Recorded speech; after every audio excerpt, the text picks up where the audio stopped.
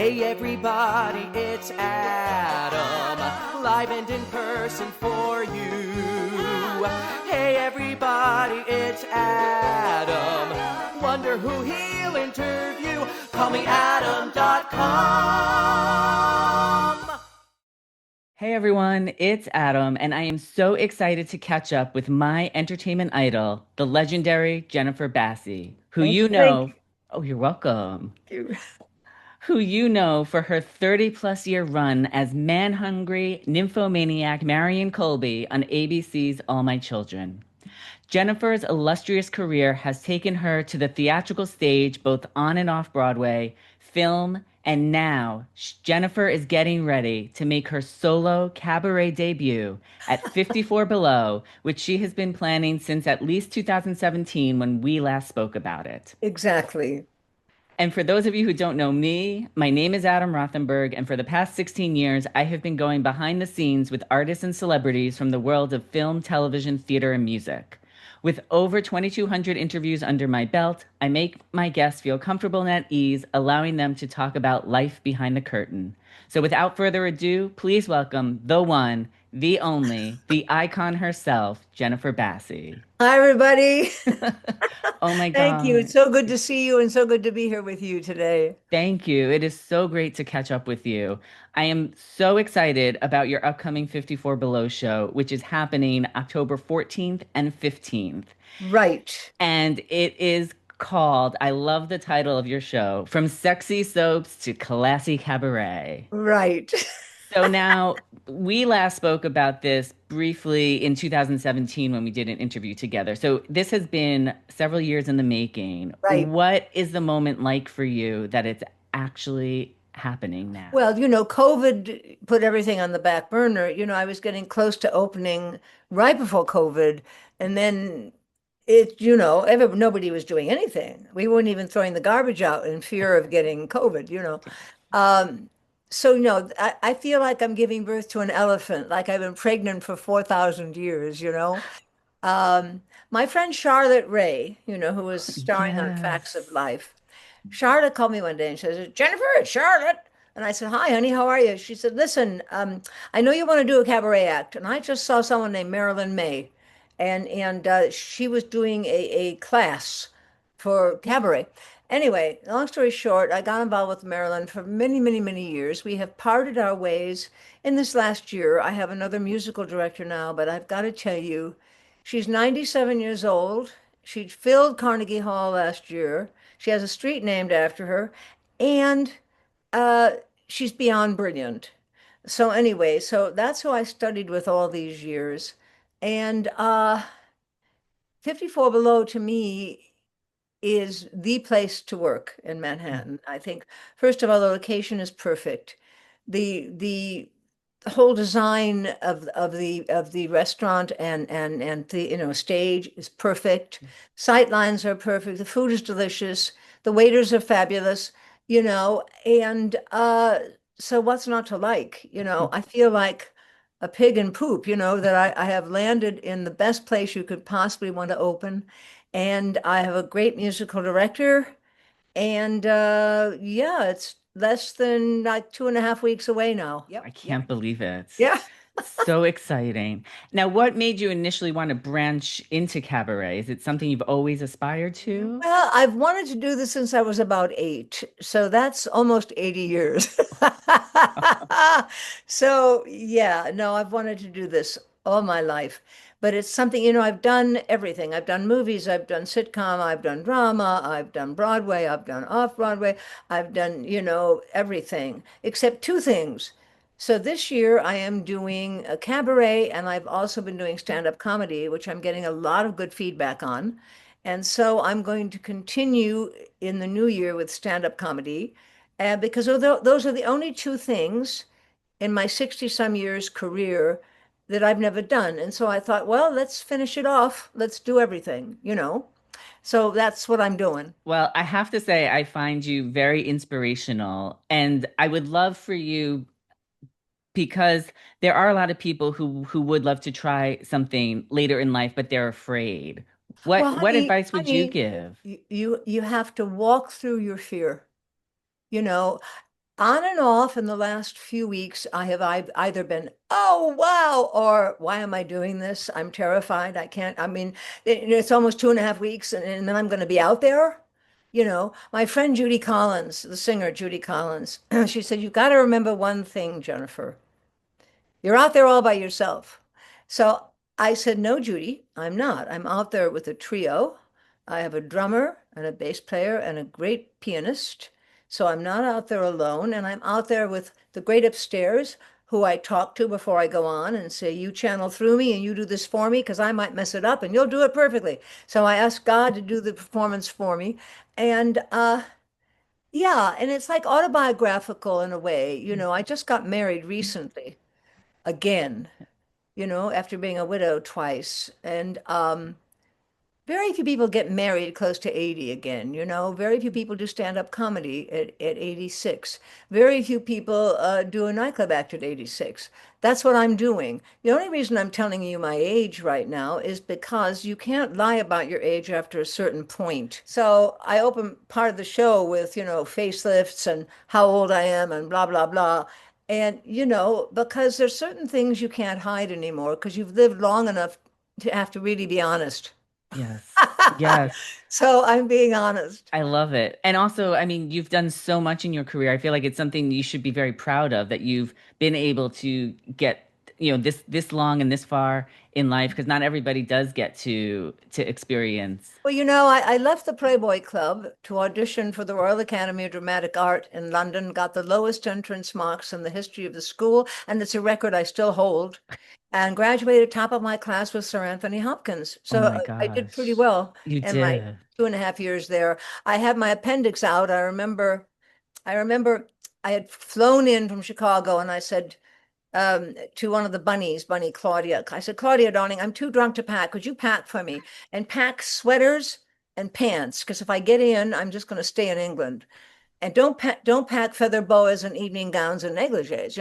So I arrived with one pair of pants, one sweater, because she was drunker than I was, and feather boas and evening gowns. So that's all I had to wear in England for 3 years because I had my appendix out and I had to go back a term. Anyway, in 2004, I got a call from the Royal Academy from a friend of mine named Richard. And Richard said, "Darling, it's Richard. The centennial of the Royal Academy of Dramatic Art is 2004 this year. You still hold the record for the lowest entrance marks in the history of the school. So why don't you fly over here and show them exactly why you got the lowest entrance marks. Do the exact audition you did in 1960. So I did. I flew over and I did the exact audition, and people were on the floor laughing because it was the worst thing beyond the worst thing you've ever seen. Oh my gosh. That is hilarious. It actually reminds me of the audition I did for one of the schools here in New York when I wanted to be an actor. And I sang my first song and then I had a second song prepared and I said, "Oh, don't you want me to sing the second song?" And I remember the woman went, "No, I don't, there's no need for that." And that was the Isn't it end. encouraging? Yes, very encouraging. Yes, yes. Now, I have to, going back to your cabaret show, what do you think will surprise audiences the most about your cabaret act? Well, I think a lot of the people who aren't coming who are coming, I mean, aren't all soap opera fans. So, I mean, I'm doing an entire segment on Marian Colby. Very few people get to play a borderline nymphomaniac alcoholic for 30 years. I mean, what a gift. I've never had more fun in my entire life. So I'm doing a whole segment with dialogue, but music, of course, about Marian. And a very funny song about where she is today. I'm going to say, now I'm sure you're all wondering where Marian is today, so I'm going to sing a song about where she is today. And then I'm going to sing a song to all the men in the audience as Marian Colby. I'm going to say to all you available men out in the audience and all you unavailable men out in the audience, this is for you. If Marian locks eyes with you, and then I'm going to sing this very sexy song. So it's a big segment about Marian. And there's a segment about my new marriage, because I just got married, and about how scary it is, to come into a relationship when he was married 50 years, his wife passed away, and I was married 30 years. And you carry a lot of baggage into a relationship. So, so I do a whole little thing on that. And then I do a tribute to my late husband in music. He wrote the book of Kismet, the musical that won 7 Tony Awards on Broadway. He wrote the book of Timbuktu with Eartha Kitt, Melba Moore, and he wrote the book of Grand Hotel, which is, I think, a perfect musical. And so I'm going to do a little tribute in music from Kismet to him, and then just songs that are very relevant. Some songs I've written myself. One song I've written myself. It's about addiction. And so it's kind of a potpourri of things, but it's really about love and relationships and losing people and actually finding someone again and re-getting married again. Most people kind of give up. I was almost ready to, but then The Great Upstairs brought George Bamford, that's the name of my new husband. He's a wonderful playwright, into my life. So yeah, that's what happened. That's fantastic. I think your show is going to have something that everybody can relate to, and I also feel like based upon what you have described, it's also going to be it could be like a way for some people who maybe are struggling to heal or to show what's possible as well in their life, with like you mentioned the Yes, I song mean, about addiction and recovery. and you asked about something about the fear. You know, Yes. you can affirm things. You can say this is going to go perfectly. Your subconscious will, I believe, will do what you tell it to do. So, I mean, if you tell it, oh my God, I'm really scared. Oh my God, what am I going to do with this microphone stand? And then what am I going to do here? If you're doing that, you're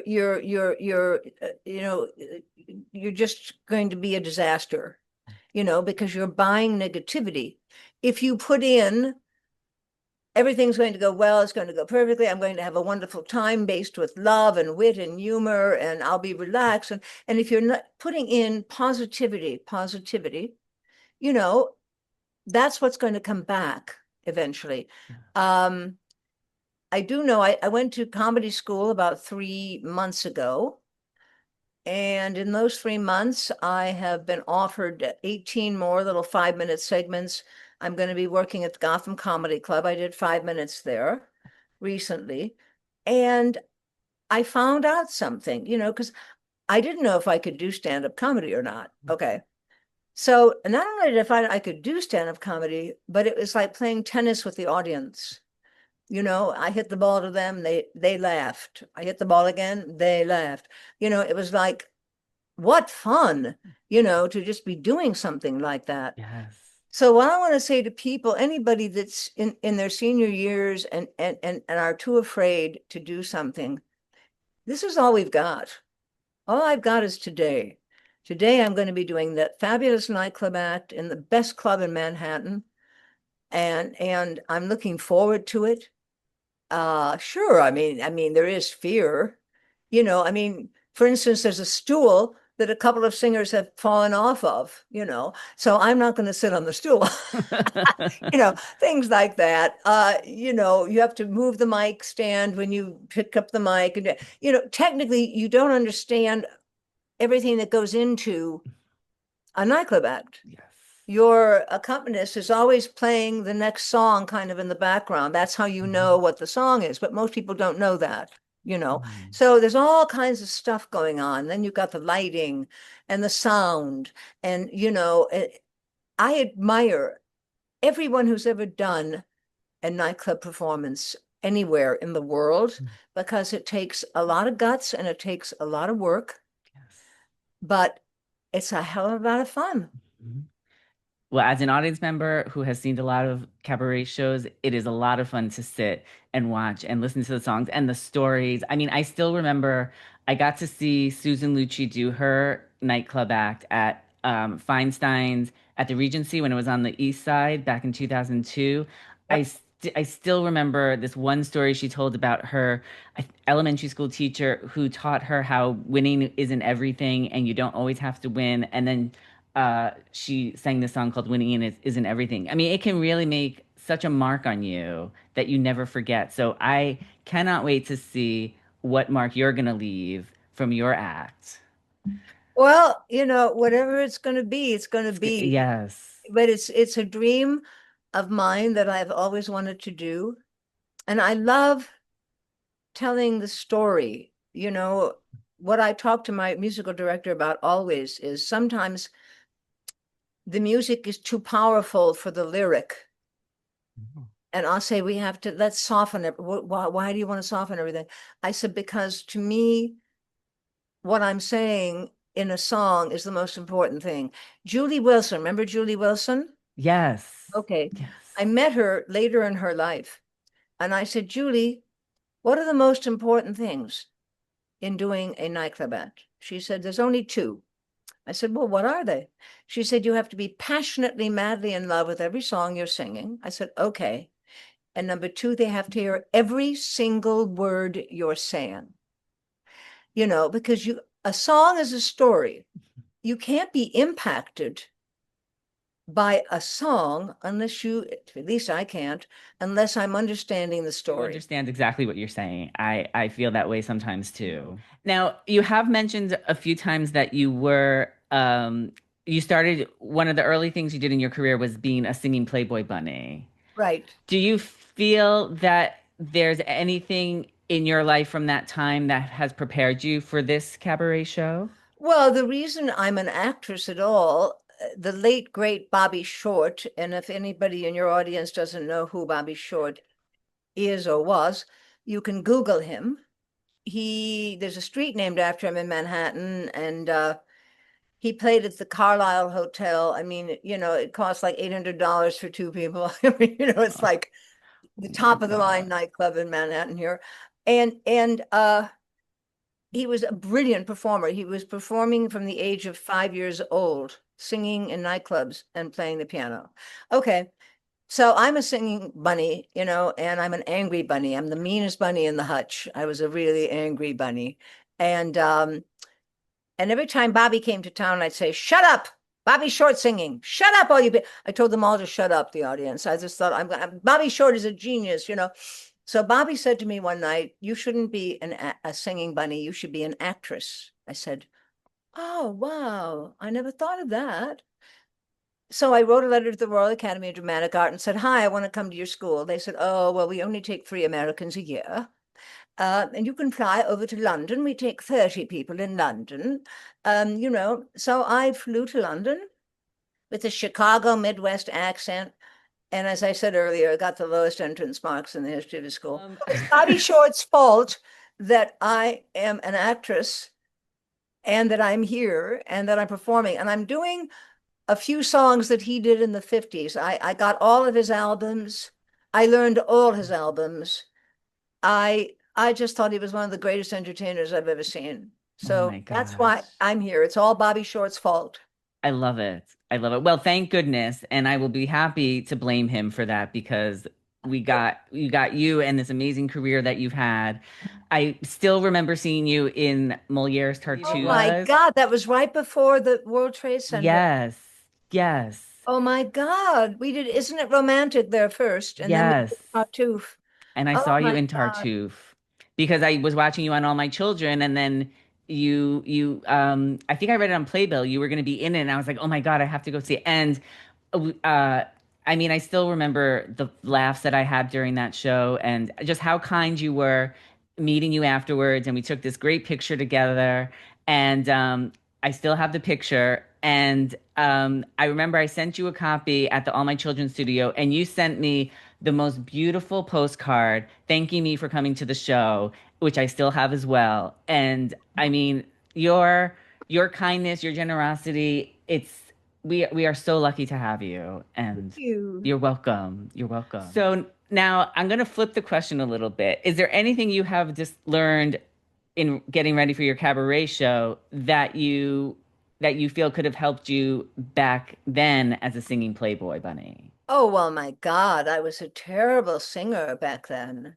I mean, I never studied. No, I mean, there's no comparison. And I only sang one song. I sang a very dirty version of Bill Bailey, very slow. And I used to get $100 bills by everybody around the bar. And then they say, sing it again, and they'd give me more $100 bills. But it was like, won't you come home, Bill Bailey? I mean, very dirty. Anyway, so I did that, and that was about it. I was not a great singer. And then when I came to New York in the 60s, I had one of the greatest teachers in all of New York City, but I couldn't put it together. He'd say, you breathe here and you do that. And I'd go, really? And I couldn't do it. And so it wasn't until about 14 years ago, I met a man and I said, what do you do? And he said, I teach singing. And this voice of the great upstairs, it wasn't my voice. It said, and you're going to study with him. I said, okay. Anyway, he was an opera singer, and you learn how to breathe, and where to breathe. And then I got a teacher who worked on placement. And then, and pretty soon I was able to do it. I'm still working. I mean, relaxation of the jaw. I mean, there's so much to do with singing. I mean, it is so complicated, but very exciting when you get into it, and try to figure out how to get to that vowel without holding this. And oh my God, it's really, it's all very complicated. I had no idea. It all looks simple when you see someone up there, but try it, honey. Just try it. Yes, there's a Go, lot of oh technique my that goes. God, this is not easy.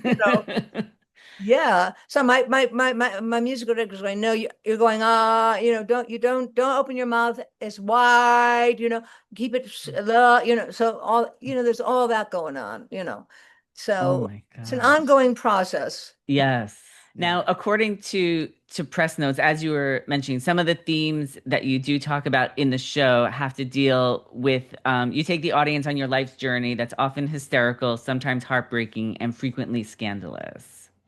So I do want to take those themes into All My Children and Yes. Marian Colby. Yes. So what do you think what was the funniest moment you had as Marian? Well, I'm going to put it into the show. I forgot to put this in. Well, it was one of the most shocking moments for me. My husband had died on the show, and I'm standing in front of his coffin, and I make a pass at a doctor over the coffin. Now, to me, even I said, I don't think I should do that. They said, well, you're not doing it. Marian is. I said, but that's the worst thing I've ever seen. They said, that's right. To make a pass over the coffin of your late husband, who's not even in the ground yet, but that's what she was. Marian only thought from the waist down, and I think she slept at probably every man in Pine Valley, the fictional town where Yes. All My Children took place. Yes. Yes. What would you say was her biggest heartbreak? Oh, and they killed Adam. I mean, not Adam, Stuart. Stuart, when they killed Stuart. Yes. I mean, to me, David Cameri was brilliant. I thought he was absolutely brilliant. Yeah. And to be able to, he used to say to me, well, you know why you married Stuart? And I said, no, why? Because we would kid around in rehearsals. He'd say, well, Adam, was a successful one, but Stuart got the goods. Oh So my. Marian was very happy with Stuart, and everybody on the show, everybody. It was just an amazing experience. We were the first soap opera to do an AIDS storyline, very first. We were the first to do a gay storyline, a lesbian storyline. We were always on the edge.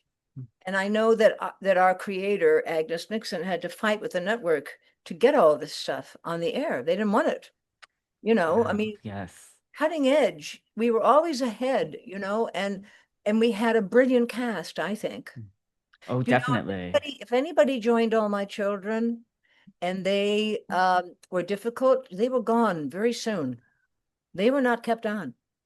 We did not have troublemakers, and they did not last if they were troublemakers. My gosh. We came in, we did our work, and it was hard work, 100 and some pages every day. They do 7 pages a day in a movie. We did over 100 pages a day. on All My Children. That's a lot of dialogue. That is. And so you get in the morning and sometimes you don't get out. You come in at 7, and if you're doing a wedding or a big thing, you don't get out till midnight. Then you go back again at 7 in the morning. So nobody knows. It's somebody said, "Oh, I'd like to get an easy soap." I said, "Let me know when you find one." Because there ain't no such thing. Well, I do have to ask now also about the cabaret show, which again is going to be at 54 Below, October 14th and 15th. And I do want to let everybody know, which on October 15th as well, it is being live streamed. So if you can't make it to 54 Below in person, you will be able to watch it from the comfort of your own home.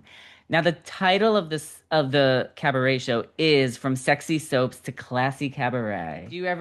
Do you feel like you've gone from sexy to classy, or just playing off of Well, that to a both. little I bit? brought a little sex from daytime into the show, and then classier things, doing a lot of very famous composers, Mr. Sondheim and Cole Porter, and I don't go on the list, a lot of people. And yeah, so there's classy, there's funky, there's an original song I wrote about addiction. So there's all kinds of things. You just never know what's going to pop out of my mouth. I mean, I know, but you have to hear it, but Right.